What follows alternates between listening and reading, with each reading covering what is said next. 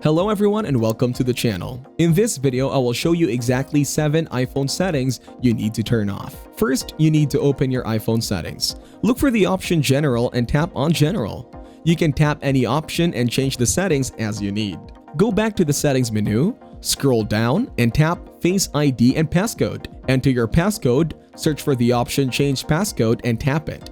Enter your current passcode and enter the new passcode. You can change passcode options like 4-digit passcode. After entering the new passcode, it asks you to verify it. You can also change or reset your Face ID. Go back to your settings menu. Look for the option Screen Time and tap it. You will see the option Screen Distance. Tap on it. Tap on Continue and again Continue.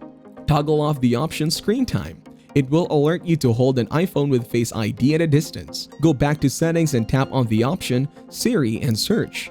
Tap the first option Listen For and you can select off or also change to Hey Siri or Siri. Again, go back to the settings menu, scroll down and tap Music. You can toggle on the crossfade option. From the settings menu, tap Sounds and Haptics. Search for the option Ringtone and select any ringtone you want to change.